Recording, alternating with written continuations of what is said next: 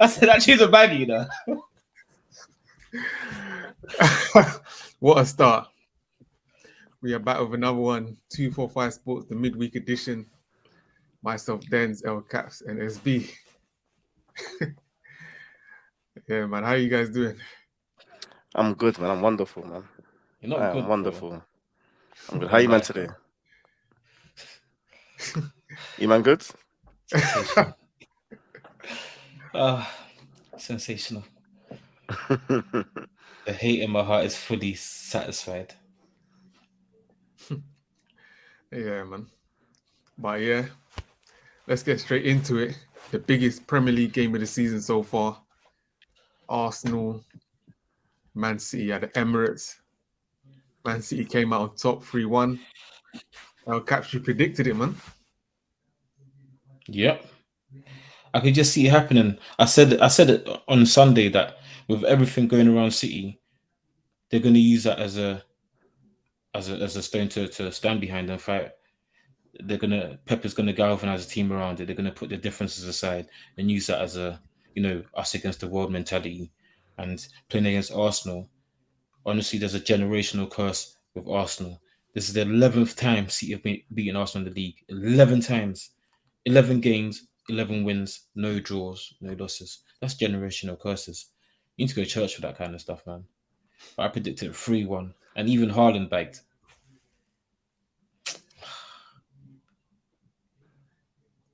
Yeah, man.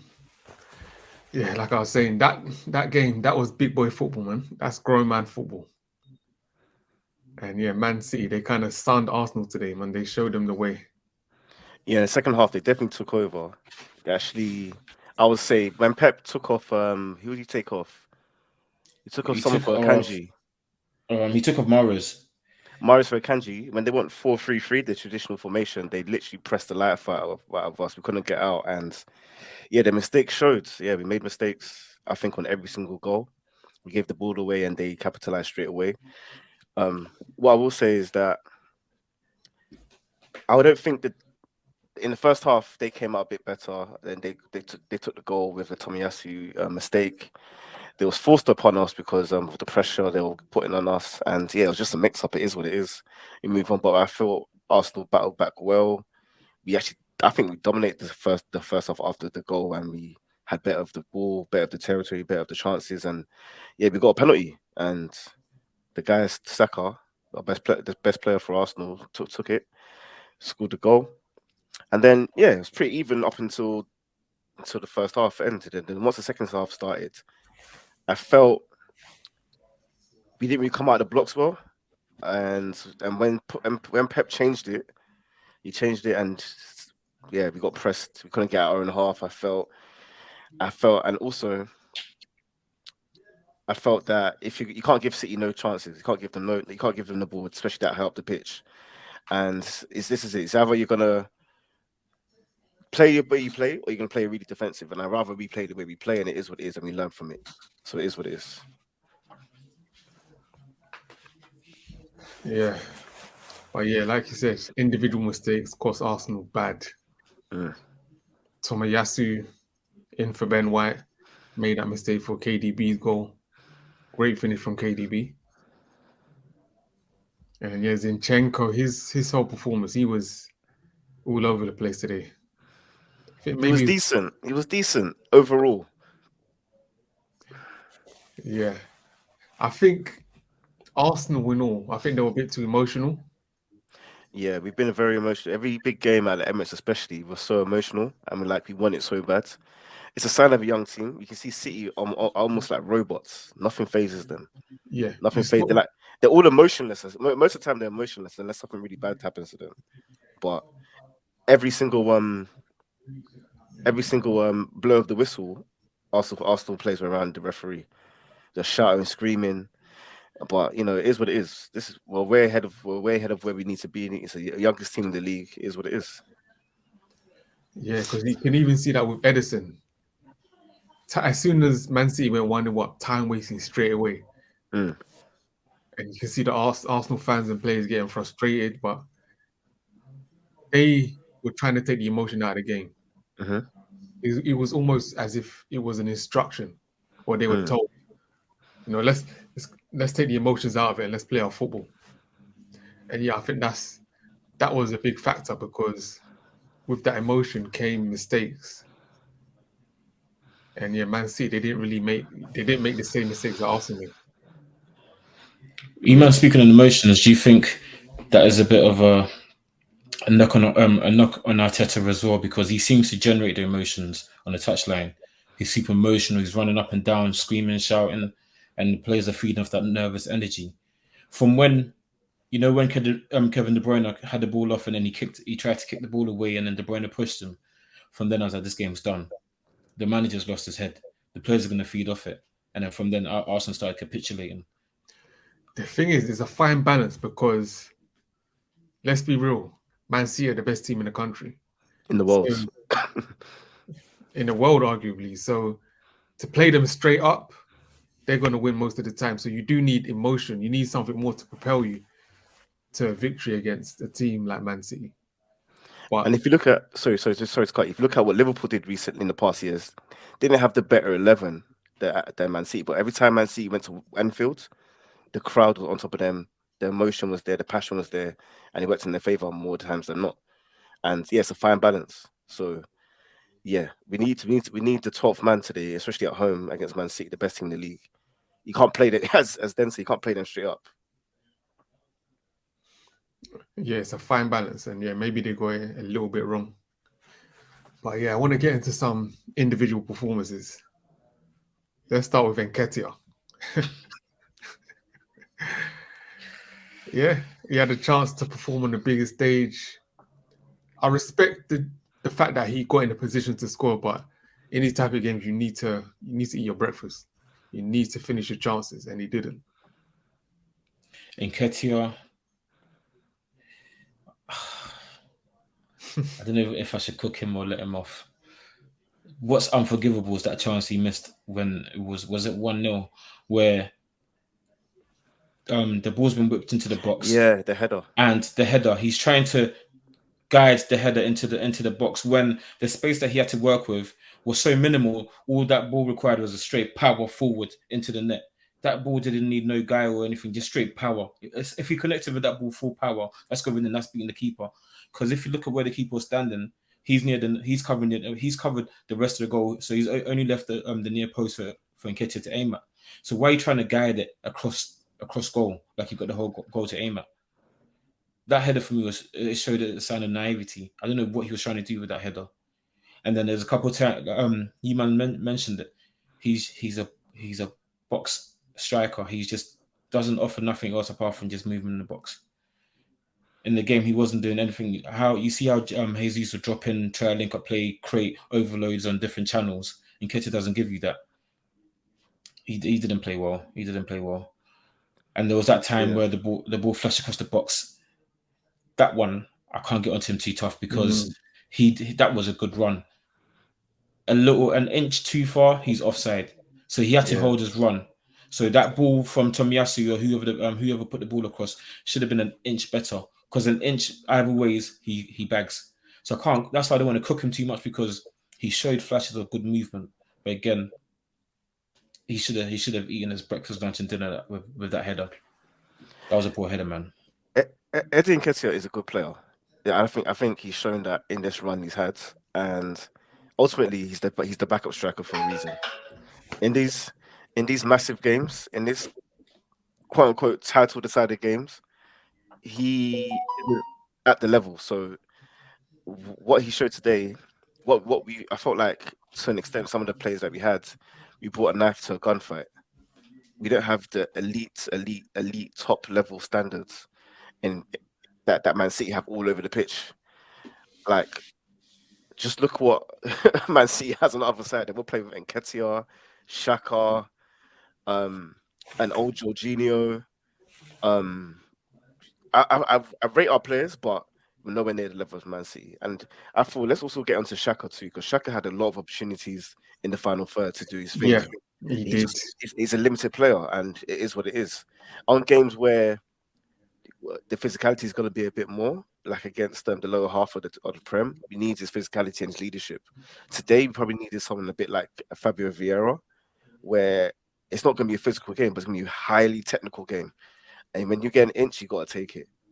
If you notice Man City today, when they got an inch, especially for Grealish's last goal, the last goal for Man City, they got an inch and took it because they know what to do in the final third. They're comfortable in all phases of the pitch, and Xhaka is comfortable up until the final third. When you ask him to, even in the first third, when he's pressed a bit too much, he can get limited to just plays the way he's facing, and he get pressed that way easily. So, but we know we need to upgrade there. That's why we've been trying to buy midfielders. We know Nketiah is the backup striker for a reason. We're missing Jesus. Yeah, and other players like Martinelli didn't step up. He was very quiet. Again. Trossard came on, did all right. He did better than Martinelli, but who we really miss is Emil Smith-Rowe. Emil Smith-Rowe has been out for a long time, and yeah, and even if we don't miss out from Emil Smith-Rowe, Arteta tries to get Mudryk in the winter window. He sees that area, that side of the pitch. We need someone else at the highest level. Yeah. What about Odegaard? Are we letting him off? I think he was all right. I think he took what the game offered him. I don't think he could only dominate so much especially when City crowd the ball. He had to come deep a lot, and I don't think he played that badly. But again, imagine if Odegaard was, I don't know, we're linked with Declan Rice. Imagine Declan Rice is in that position to be running past players in this Man City team. It wouldn't be like a technical shimmy. He'd just be running past people. I don't know. I'm not going to get into him. I don't think he played that well. Played that bad. Sorry. I don't think he played that well, to be honest, because especially for the possession Arsenal had in the first half, he was missing. Remember, you said Arsenal were dominating the first half. Odegaard was missing. He wasn't instrumental at all, and you needed him in this game. Last couple of weeks ago, I said he was probably the best number 10, and he's making like a fool. He's ghosted since then. He's just been ghosted, and that's what Odegaard needs to work on, his inconsistencies. He has too many moments where he's ghosting. He needs to be more consistent to take that next level up. Because a game like this, where Arsenal needed their best player on the pitch, he was missing. Saka, on the other hand, that guy, his improvement is bewildering. It's scary. He's doing his thing on his own. He's doing a damn thing on his own. Yeah, it's scary. It's scary. I am a fan. I've been converted. Bruv, Sakaism, I'm here. I'm there. Bruv, the guy has a problem. Every time he gets the ball, it's just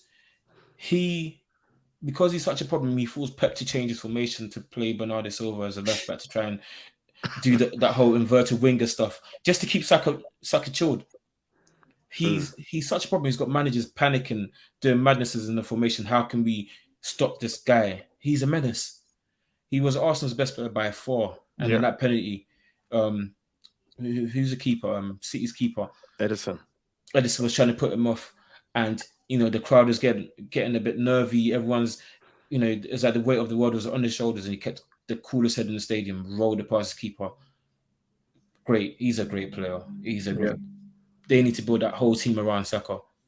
For real, they need to build that. That guy's sensational. I keep saying it every week. He's sensational. His improvement, crazy. Yeah, crazy. But the thing is, it's great improvement, but in some way we should expect it because this guy was doing things in the first team at 17 in multiple positions. Yeah, being effective. So yeah, like this is, I don't want to undermine it, but yeah, like he has that pedigree, man, and I'm always glad to see players play to the best of their abilities, no matter who they play for. But I think he's still got more levels to go. That's a scary thing. I still think he can be a bit more aggressive. Yeah. More assertive. If he adds that, a bit more pragmatic, then yeah, his goals, his numbers will shoot up, and his play, he'll still have that play as well. That assists, link up, he'll still have all of that as well. So yeah, I think he needs to believe in himself more. I think there's too many times, like you're saying, he's leaving it for others. He needs to just say to himself, "I'm the man." Yeah. He needs to be empowered to say, "You're the man. Go out there, grab the game, take over the game, and win it for us." Because he can do it. Yeah. Every left back that guy comes across here, You see the man banging prayers. He's scary. He's scary. He's a problem. He is, man. I Because fear that guy. There's no player in the league I fear more than Saka right now. When he gets the ball, he puts you straight on the back foot. yeah, He can be on the left, right. Guy's a yeah, problem. and he does that thing that Man City and Arsenal like to do in terms of outside in that run, Yeah. and that automatically puts the back four, your whole defense on the defensive. Yeah. So yeah, he's got it all, man. He's got it all. I could sing his praises all day, man. He's that good. He's cold. Shout out to your boy Jackie Grealish, man. Yeah, I've been saying He played. I would, You think he played well? He For did okay. City, I think He did all he right. was City's best. I think he should have been man of the match. I don't think KDB should have got it. KDB was missing after his goal. I didn't see that guy again, and then he kind of assisted Haaland. But Grealish was their main attacking threat all game, and he was the main driving force all game for City. In terms of every time he got the ball, he's driving them up the pitch. He wasn't losing the ball. He was either getting fouls or Yeah. bringing City up the Yeah. pitch. He was. Yeah. He I played thought. well. Yeah, he did. He did. I'm actually really impressed with Haaland's performance today. He put it on our defenders and we struggled, but I think we thought we overcome it in the end. But I feel like he gave our defenders problems. He's winning fouls. There was a lot of free kicks they had against us. Probably could have been a penalty if not for the offsides. Yeah, he gave Gabriel problems. He gave Saliba. He showed what he was about. Yeah, Saliba did well to contain him. He was getting onto Saliba a little bit, but then he contained him. Yeah. He showed what he was about because there was a point where one of the Arsenal players annoyed him, and the commentator was like, "Oh, you could see he's got his frustrated face on." And then from that moment, he stepped up another level. He started holding the ball up a bit better. He started getting more involved in the game because the first half he was missing. His touches were every awful. He was moving like Lukaku. I was calling the white Lukaku during the first half. Touches were like they bounced off Captain America's shield. There's one time he got the ball, did a step over and passed it to the ghost. I was like, "Who are you passing it to?" Wow, he did a step over, looked up past it, and like, fam, there's no one there. yeah. And the commentators, I think he saw a shadow over. He didn't see nothing, man. But second half, someone peed him off. He's like, okay, you might think I'm some scrub. Okay, cool. And he came out, showed up and showed out, man. Good finish. Yeah. Yeah, I did. It's good to see him more involved in the game, especially in the second half. But yeah, like I said, first half, not much. But yeah, Grealish, like I said, his performances have been improving. That's his third goal now. Let's see if he can go to another, because 100 million, you have to go to another level. Go to another level and add numbers to that as well. So let's see. Yeah. But yeah, in terms of the implications of the title race, how do you think this game affects that? Boy, title race. I don't. I think it's too early to be saying title this, title that. We don't know where we're going to be in 6 weeks. 6 weeks, the picture can change completely different. I would say we're level on points with City with a game in hand. Arsenal just need to win our games. We need to focus on ourselves. We can't get too riled over today. I'm really worried about our next game against Aston Villa away from home, 12:30 kickoff. First game of the weekend. Everyone's going to be watching that game. It's going to be another mental hurdle we need to jump over. Yeah, Emery. And United Emery's there. He's going to be defensive. He's really going to want to get one over Arsenal. And yeah, it's a young side. We've got to step over. It's got to step up again. What I will say is Man City are expected at this point. Man City are number one title favorites, and what I will say is that would they be able to compete on three fronts really? Because they got the FA Cup, they got the Champions League, which they really want to win, and yeah, they got to have another eye on the league. Potentially, the FA charges can still rock up again. That could rattle them again. So who knows? All I'm gonna say is there's gonna be many more twists and turns. And United are doing their thing. United are fully in this, and fully in what? Well, we're trying to survive top four, man. We ain't nothing, bro. Now United have the most informed player in the league, so United are fully in this, and yeah, they're still churning out wins. They're still churning out wins, but they have a lot of games coming up too. So all I'm gonna say is I don't know what's gonna happen, but it's the City are favourites, but there's gonna be many more twists and turns. It's not gonna be. I don't think it's gonna be as everyone expects. I think City squad is very equipped to compete on multiple fronts. They've been doing it for season after season after season. So I'm not worried about them competing in three different cups. That's not a problem for them. They've got more than enough to deal with. They got like a third X11. It's crazy. They got like three teams they can field. It's not a Bro, problem for them. I saw Calvin Phillips coming. I was like, who? Fam, Even Foden hasn't played for like the last couple of weeks, and that's what I'm Yeah. he saying. just come out of nowhere. Look at their bench. They got Laporte, Diaz is back, Foden, Grealish, Mahrez. They got Yeah, they got options for days. yeah, They got options that's for a days. £1 billion squad right there. So Yeah, so I'm not worried about City's capacity to play on multiple fronts. I think they can do it. I think for Arsenal, it's been a good season for them. It's been a season of growing up for them, but I think the expectations are kind of killing them right now because when they got the 50-point mark, everyone's like, "Oh yeah, this is the most points anyone's got after 20 games or whatever, or after 18 games, 50 points. Can they continue this form and get another 50 points? That's going to be 100 points." And since then, they've only got 1 point since they've lost. They lost 3 and 4.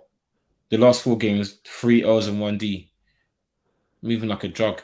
It's mad. So Arsenal, like you said, against Aston Villa is going to be it's going to be do or die that game. Because if you lose that game, gone. Heads are gone. They're going to just fall down and capitulate. If they win that game, it's going to show some mental fortitude and it might be a catalyst to kind of reignite the season again. Because right now, they look like they're kind of falling down the hill and just about to peter out and die. United, I just want us to make top four, man. That's all I want. Yeah, man. One more question. If Arsenal don't win the title this season, Oh, how much of the blame has to be apportioned to the club's lack of transfer activity in January? I don't think you should apportion blame to that. I think we have to understand if City win the league, City have the championship fortitude. They've got the experience. This is not a new thing to them. Arsenal, a young team, and you saw that they were willing to spend, but at the same time, they got a limit. They've got a they got a budget that they need to meet, and they showed they were trying to sign Mudryk for near enough 85 million or whatever, and Chelsea beat them with a 100 million bid. So it's not a lack of ambition that cost them. It's just they were outbidded by Chelsea, and then they went and got a second option in Trossard, and they brought in Jorginho. They brought in a centre back as well. So they spent in Jan, and they showed and identified key areas that they needed to cover. But you can't really blame Arsenal for not getting Mudryk. Chelsea came and gazumped them right at the end. I mean, there were a lot of Arsenal fans screaming Eddie out after January. those are crybabies. They're Man, bozos, man. yeah, crybabies. That's what they are. But I mean, I don't unless Mbappe walks through the door. I don't feel anybody would have helped that much. Who realistically that we could have got would have helped that much? Caicedo? Would, is he No, winning games for us? would he score today? Would it be? He would I have done think I something. think João Felix would have helped. João Felix would have helped.